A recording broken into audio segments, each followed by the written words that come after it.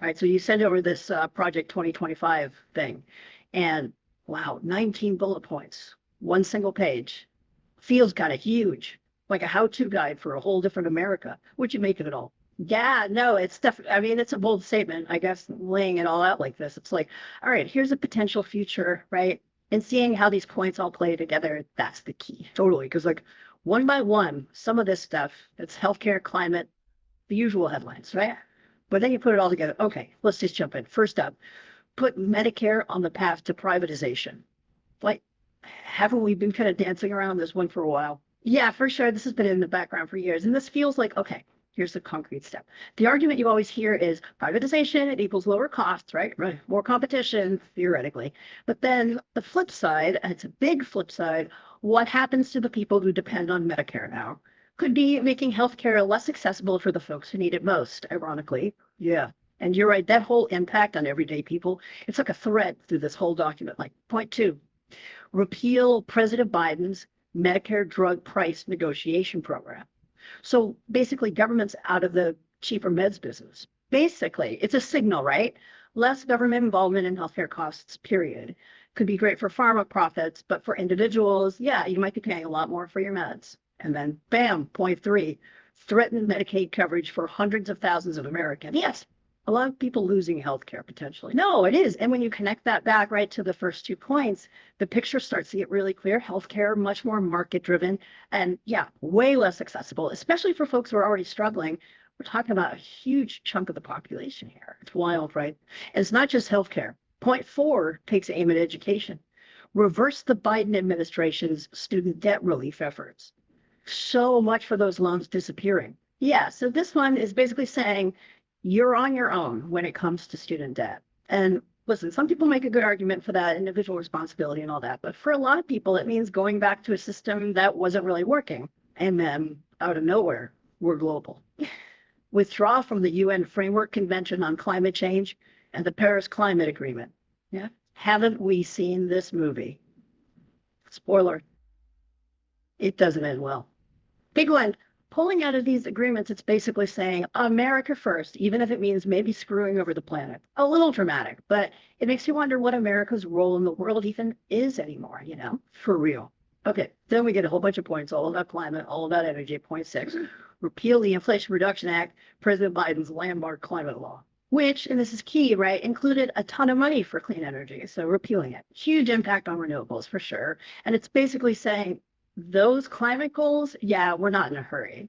And just in case you thought maybe they were being sold, point seven, shred greenhouse gas regulations and gut clean energy programs. Like, come on. Yeah, no subtlety there. This is straight up deregulation back to old school energy. Air quality, water quality, all that stuff gets impacted. And not just in the long run, like right now, communities living with pollution, they're going to feel this. Like they're setting the stage, right? Yeah, for point eight. Replace the White House climate advisor with someone focused on boosting the fossil fuel industry. I mean, not even trying to hide it at this point. Fossil fuels are back, baby. At least that's the message. And then I don't know how they top this, but they do.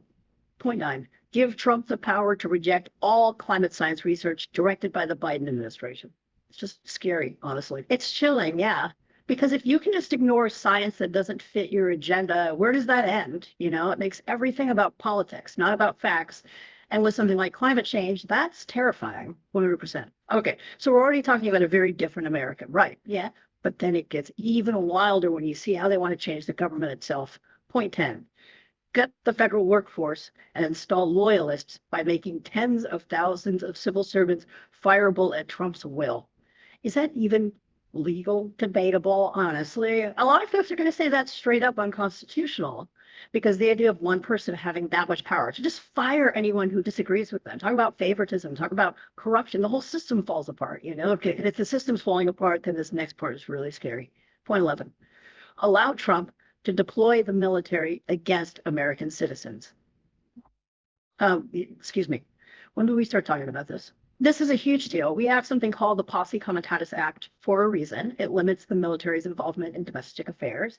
And for good reason, right? You start ignoring that. You're talking about human rights violations. You're talking about a very different kind of America. And it just gets more intense. Point 12, allow ICE to conduct raids at schools, churches, hospitals, playgrounds, and other sensitive areas. This is like creating a police state. Right.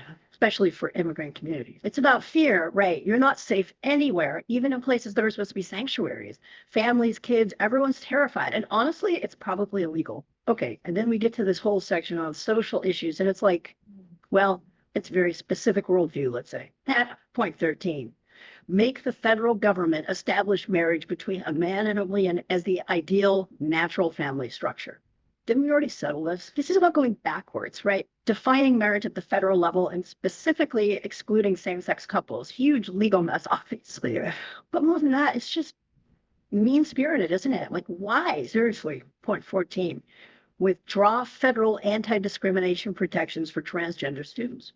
So basically, make schools less safe for kids who are already vulnerable. Exactly. Bullying, harassment, all that's just going to get worse. And for what? It's like they're saying these kids don't deserve to feel safe. It's awful. It is. And it just keeps going. Point 15. Implement Trump's transgender military ban and expel transgender service members. So now people who are willing to serve their country, put their lives on the line, they're not good enough. It's discrimination, plain and simple. And it's heartbreaking because you're telling people your service, your sacrifice, it doesn't matter because you're different. It's wrong. And that same kind of thinking, it just goes right into the next few points, all about reproductive rights. Point 16, reverse the FDA's approval of abortion medication. Huge if it happened. We're talking about taking away a safe, legal medical option for women. And it's not just about abortion. It's about controlling women's bodies, making decisions for them. Exactly. And of course, they take it even further. Point 17.